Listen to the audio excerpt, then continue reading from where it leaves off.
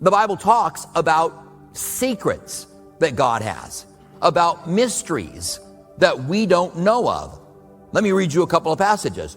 Deuteronomy 29:29 says, "The secret things belong to the Lord our God, but those which are revealed belong to us and to our children forever, that we may do all the words of the law." So God doesn't reveal everything to us. God holds things back. The things that he says belong to us. The things that he hides belong to him.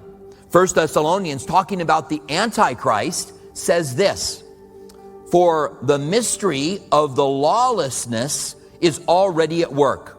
Only he now restrains, who is so until he is taken out of the way." Now, this lawlessness comes from the Antichrist. That's the passage that we're talking about. And there is a mystery of this man of lawlessness. That's why people guess all the time about who the Antichrist is. And most of the time, well, up until this point, they've been completely wrong every time that they've guessed.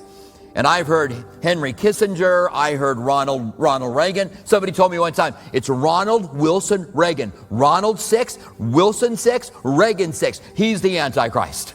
I've heard that people that live on 666 on a street are the Antichrist, all kinds of different things. It's a mystery, and one day it will be evident, but we in the church will be gone. It says, only he who now restrains will do so until he is taken out of the way. That's the Holy Spirit in the church.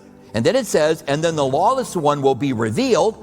Once the restrainer is removed, the spirit in the church, the lawless one is revealed, whom the Lord will consume with the breath of his mouth, destroy with the brightness of his coming.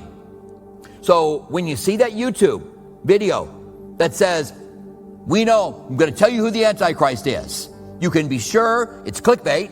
And even if it's not clickbait, they think they know that they don't know. It's a guess. Maybe somebody would guess at some point, but he will be revealed once the restrainer is taken out of the way. And can you imagine, we have our world today with all the things that are happening while the restrainer is here, the Holy Spirit in the church. Can you imagine what it will be like when the restrainer is taken away? 1 Corinthians 15:51 says, behold, I tell you a mystery. We shall not all sleep, but we shall be changed in a moment, in a twinkling of an eye, at the last trumpet. Now, a lot of people are confused about what's called the rapture. I've told you before, I don't like the word rapture. I wish we used the word gathering instead, because the Bible talks about that in 2 Thessalonians, when we are in the gathering. I like that idea better.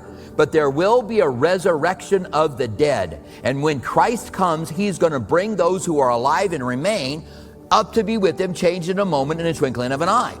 And you believe in that gathering if you're a believer, because you believe in a resurrection.